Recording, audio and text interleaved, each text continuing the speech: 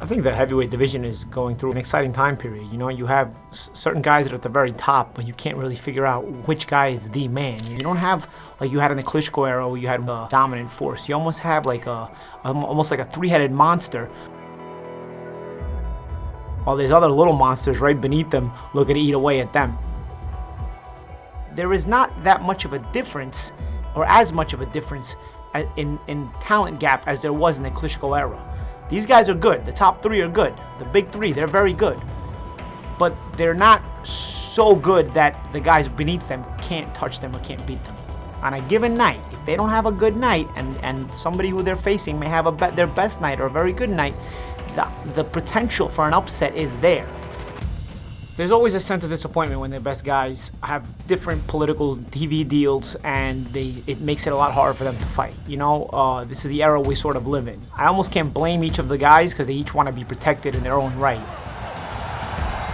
Of course I'm upset that I'm not seeing an immediate Wilder-Fury rematch. Anybody who's a real boxing fan is upset that we're not seeing an immediate rematch. The stage was set to leave everybody's mouths watering to want to see this incredible rematch and what could happen, what might happen, because the first fight showed us anything could happen. One guy could be winning the fight and then wind up down and almost out, but then can he get up and box, or does the other guy take control of the fight? You know, it was a terrific drama fight, and I think fans love action. They love violence in a fight, but they also love drama. They love great stories, and I think that fight gave us a great story in and of itself. You're getting knocked out for. That's what you're getting. Any time, any place. You had a night where Fury, to me, had frustrated Deontay for most of the fight. So a lot of times that can physically fatigue you and mentally fatigue you, but credit to Deontay for staying with it and never losing the self-belief. A guy who gets outboxed a lot of times will mentally and physically fatigue, and by the time he gets to that last round, he's kind of just going through the motions, you know? Deontay was never going through the motions. You know, he continued to believe in himself, and round 12 shows that more than anything.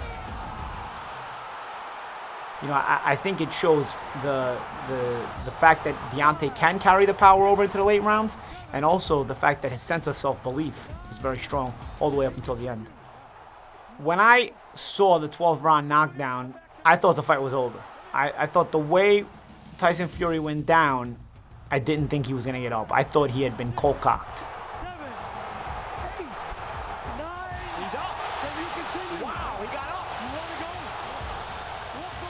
Then when he got up, you know, I was kind of amazed, you know? And I really think Deontay was almost surprised, because the rest of the round, he didn't really look like himself, you know? Like, usually a guy gets up from a bad knockdown, you're ready to pounce on him.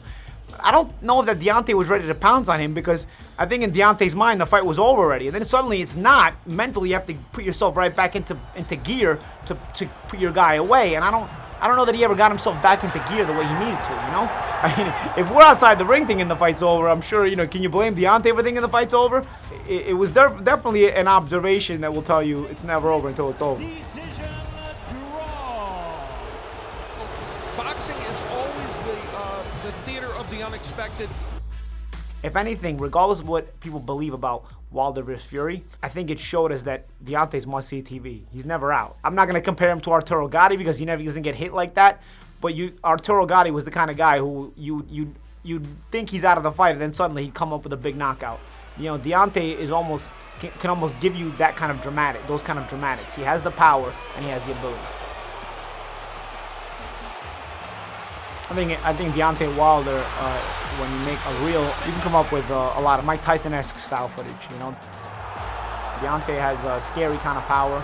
All his opponents know this. He's a power puncher. He can get you out of there. But he's also a guy who at times has been hurt and seems very vulnerable in certain moments to being taken out himself. It makes him open to criticism, but at the same time, you have to appreciate these kind of fighters, because you don't have the result guaranteed anytime you sit down and watch them, you know? And if you do have it guaranteed, you don't know how it's going to come about, you know? This isn't the Klitschko era. Things can happen very differently in this heavyweight scene. Wilder Breazeale, to me, is a solid matchup. Dominic Breazeale may not be Tyson Fury, but he's a guy who brings his lunch pail and he comes to work and he comes to fight. The overall spectrum of his career shows that. Whether he comes up short or whether he wins the fight, he's going to make you work for it. Even if you beat him, he's going to make you work for it. Maybe he doesn't have some of those special qualities, but he's mentally very strong, and he's coming to back you up, and he's coming to make you work hard. The one thing stylistically Deontay has to be careful of is Breazeale does back you up at times. So I think Deontay has to be careful not to get caught backing up too much or try exchanging or throwing punches while he's being backed up by Breazeale, because that's not Deontay's forte, and that's kind of where Deontay's been caught in the past. Breazeale will want to back you up. There's a catch-22 there because Breazeale will take shots trying to back you up, and that can also get him hurt. He didn't just go away happily when he fought Anthony Joshua. He made Anthony Joshua work for him. Breazeale was always there, and Joshua had to stay mentally strong throughout the fight, because if he would have slacked at any given point, Breazeale was on top of him, ready to take advantage of that. Joshua was clearly superior to him that night. He was in front of the Joshua crowd, and in England they love Anthony Joshua. So there was no sympathy for Breazeale on that night. He came to win, he came to fight, and that's what he did. Didn't go away at the first sign of negativity. He didn't go away at the first few signs of negativity. He took a lot of heavy shots, he did his best, he fought his way through it until finally AJ beat him into submission. Deontay can't afford any slip-ups mentally in this kind of fight. Breazeale may not be the world-class talent, but he's a world-class, strong-minded fighter, And if Deontay starts to get backed up, the way Breazeale likes to back guys up, you could see some problems. I wouldn't say anything specifically technically makes Dominic Breazeale something that's difficult to deal with. Breazeale will kind of muscle his way forward. He'll kind of push his way forward. Sometimes he'll walk into shots doing that. He's looking to back you up, and he's willing to take punishment to back you up. Deontay doesn't fight well going backwards. So if you don't get him to walk into your shots and he starts backing you up, he can cause you problems. There's certain things that Deontay can look for where Breazeale will kind of come into his wheelhouse, and Deontay can take advantage of those. Breazeale falls in a lot of times with the jab. He ends up front foot heavy. He'll jab, but he'll kind of push his jab out there, and he'll wind up kind of leaning in a little bit. I think Deontay, when he finds his style, when he finds himself in the ring, he's a guy who's shooting sharp jabs and controlling range with a jab. He's keeping you at the mercy of his jab until he finds the proper method, the proper distance, the proper moment to unleash a big right hand. Deontay has a pretty good counter right hand. I saw him land one on Luis Ortiz in the final round when he got the knockout before the big onslaught. And I saw Anthony Joshua land some counter right hand over the top of Breazeale as well. So if you take advantage of those, you stop Breazeale right in his tracks and possibly even knock him out. When it's your second shot at a world title and you've lost the first one, I think it definitely comes into your mind. If I don't win it this time, I may go years without getting another title shot if I ever get one again. I remember I lost my first world title fight to Miguel Cotto. When I got my second world title shot a year later, I told myself, if I don't win this one, it's going to be years before I don't get another one. So I felt that pressure. I felt that heat, and I was able to win it, luckily for me. But for Breazeale, I think you got to almost be feeling the same thing, because if he doesn't beat Deontay, he's come up short against AJ, he doesn't beat Deontay, there's not a lot of places you can go as far as crowning yourself heavyweight champion. There's places you can go as far as staying in a heavyweight mix, but the dream is to be heavyweight champion of the world.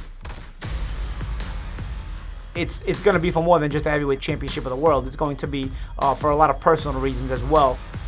They haven't liked each other for a while. It spills from outside the ring beefs as well. You guys a couple of years ago fought on the same card, nearly kind of got into an altercation. Because they sucker punched my brother. But my brother came back and dropped his ass on the ground. Your brother can't be there, your uncle, your side girls, all that stuff. It's me and you, one-on-one. Plus, it's the heavyweight championship of the world. The combination of those two things, I think, would motivate anybody. So I think on a night where you can change your life in one big fight, like a night where you fight Deontay Wilder, I expect a very motivated Dominic Breazeale. On May 18th, I really think that fans can expect an explosive fight. With Deontay Wilder, there's always explosiveness on fight night. And keep in mind, Breazeale has fought Anthony Joshua, so people will compare the performances. People will compare how Breazeale looked against Anthony Joshua and how Breazeale will have looked against Deontay Wilder. It's not simple math when it comes to boxing, but people will compare because that's just the way it is. But I think a solid performance by Deontay Wilder to where he's executing his game plan in a professional manner, where he's not looking sloppy, where he's putting the icing on the cake at the end after a very professional performance. I think it'll get people talking about him in a positive way for the most part. I really can't tell you what's realistic after this fight, you know, in the heavyweight division or for Deontay Wilder. You know, things change so dramatically, so rapidly, so quickly. One thing you can only do, you can only worry about yourself and your performance. So when it comes to Deontay Wilder and Dominic Breazeale, their performances will speak for themselves on May 18th.